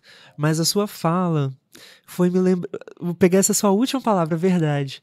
Você foi falando, eu fui lembrando da Comissão da Verdade, que foi criada no Brasil, falha a memória, ali em 2011, 2012, que a proposta dela é justamente propor uma reflexão e uma revisão da história, né? E ela foi muito importante para a nossa nação, né?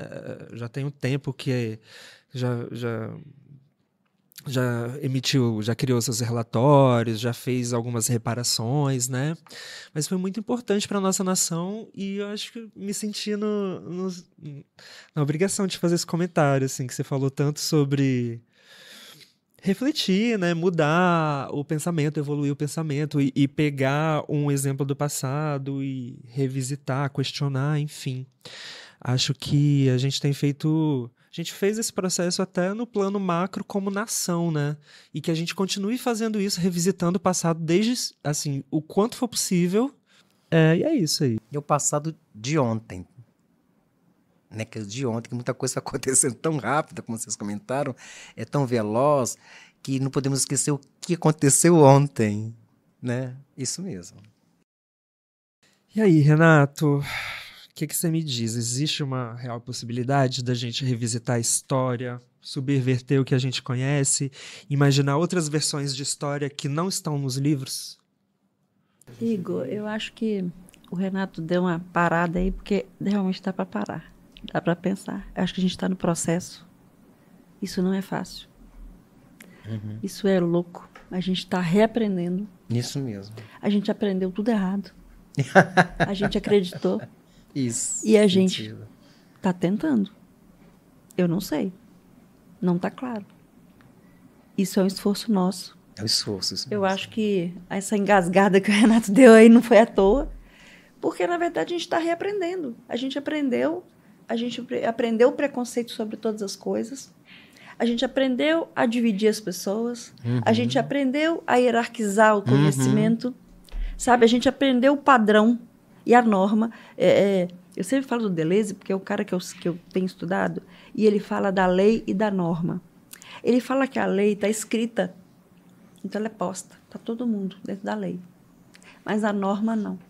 A norma, ela é passada no olho, ela é passada com uma fala, com uma atitude. Você não pega a norma. Ela é meio invisível e ela te coloca nos lugares, as pessoas estão nos lugares que a norma coloca, e a gente faz isso, sabe? Então, a gente está num processo de reaprender. Eu aprendo todos os dias e fico de cara com o que eu acreditava. Eu falo, gente, eu acreditei nisso durante muito tempo. Então, é um processo doloroso. Sempre eu fico muito indignada quando eu descubro que o que eu aprendi, o que eu acreditava era tudo mentira. Enganado. Né? Eu fui enganada.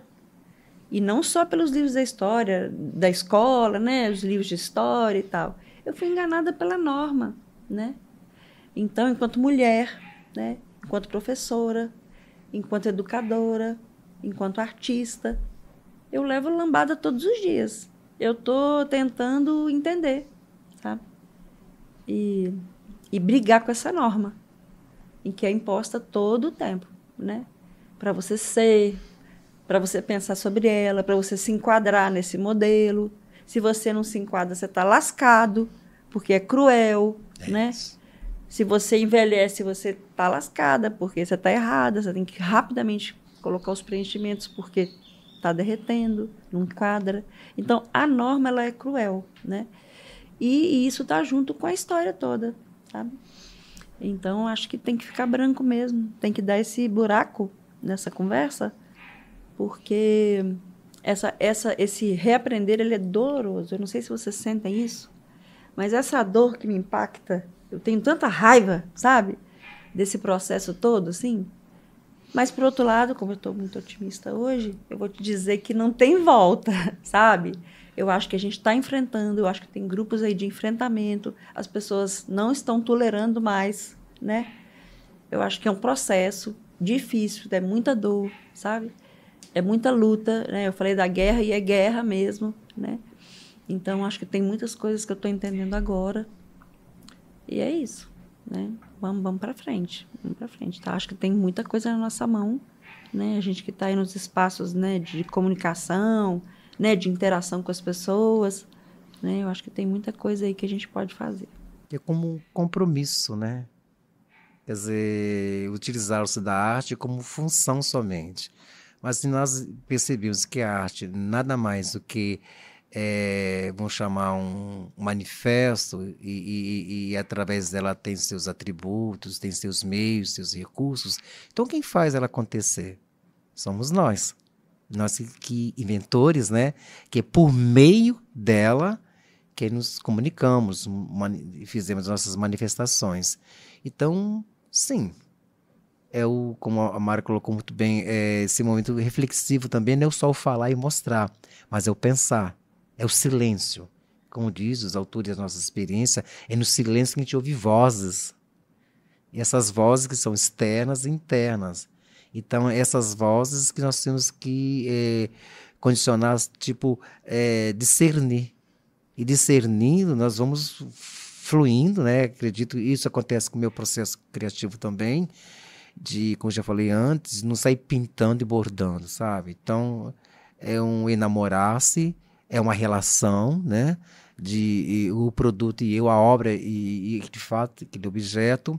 E no final dessa relação vai sair como se diz, um continente de elementos, de manifestos. E esse se policiar, que eu também vejo muito no processo criativo, e a partir da pergunta, é de projeção. Então, quer dizer, não fazer somente o presente, mas não esquecermos que nós vivemos o passado, presente e futuro. Então, quer dizer, aquilo que está ali naquele quesito se coloca. Por isso que no início da conversa eu coloquei de um diálogo, uma produção de contribuição. Quando falo até da história da arte, no caso nosso das visuais, artes em geral, é de fazer um marco disso. Mas é um marco somente vaidoso, porque também a gente vê nesse quesito de artes muita vaidade também, muita subjetividade. Mas não como uma questão somente de você se colocar a serviço, sabe? Então a gente se coloca, o educador se coloca a serviço, o artista se coloca a serviço de um recurso. Então é esse recurso que nós temos que perceber que temos o poder, quando falo poder de fazer e o poder de manusear isso. Então é de uma grande responsabilidade. Beleza. Galera, eu acho que essa conversa foi muito rica e trouxe reflexões para nós que estamos aqui na sala e também para os ouvintes, né? Indiscutivelmente. Agora, eu quero dar o espaço para as considerações finais. Nossa conversa já tem quase 2 horas. Passou voando. Eu quero dar um espaço para vocês amarrarem aí o tema, fazer uma reflexão final aí, se despedirem dos ouvintes também. Agradecer, né? Eu acho que foi muito bacana conversar aqui com vocês. Eu acho que foi um aprendizado, né? Como eu falei que a gente está aprendendo, reaprendendo todo o tempo, né? Então, acho que é o momento também da gente se colocar um pouco e nesse movimento também a gente está pensando, né? Sobre o que está falando, sobre o que está fazendo, né? Essa oportunidade foi muito bacana, assim. E antes de vir para cá, eu visitei o trabalho de vocês também, que foi uma experiência muito bacana, né? O trabalho de Rosindo e de Renato, assim. Eu acho que foi bacana, assim, também para mim. Eu acho que é um convite. Eu acho que essa conversa, ela é um convite também para visitar esses trabalhos, né? Eu acho que a gente vai conseguir entender melhor, né? Se a gente visita o trabalho de vocês, a produção de vocês, né? E é isso, eu quero que os meus alunos conheçam mais quem é o Renato e quem é o Rosindo aí nas próximas aulas. Obrigada, gente. Eu que agradeço a oportunidade, né, do projeto, de eu estar aqui contribuindo com o meu processo criativo, com as minhas reflexões.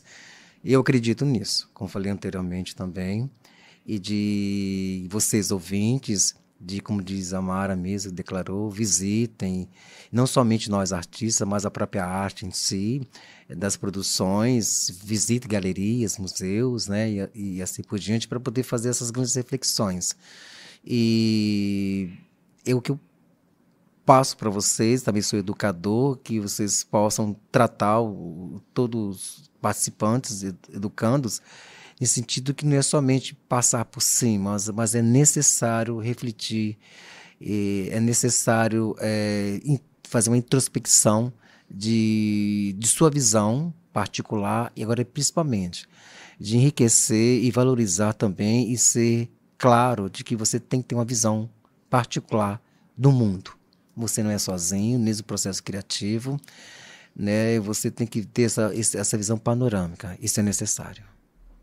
Então, gostaria também de agradecer imensamente o convite, mais um convite, né, do LEM Coletivo. Gostei bastante de ser convidado especificamente para esse tema, né, que tem uma total relação com o meu trabalho. Vocês, assim, eu acho que tenham essa visão, né, já de conhecer a minha pesquisa e tal, e eu sou muito grato por isso, por esse interesse. Gostaria também de agradecer aqui aos outros convidados, né, que eu já conhecia um pouco do trabalho e foi bem interessante conversar aqui com vocês. Muito obrigado e gostaria de deixar assim como uma reflexão também para o público, que é isso, né? Tipo, que a gente não perca essa visão crítica sobre as coisas, principalmente através da arte, assim, né? E a gente conseguir continuar pensando a sociedade criticamente através da arte. E é isso. Um abraço e obrigado. Vamos encerrar por aqui a gravação de mais um episódio do Lencast, dessa vez sobre arte e conteúdo político. Em nome do Len, agradeço imensamente aos convidados. E é isso aí, nos vemos no próximo episódio. Tchau, tchau.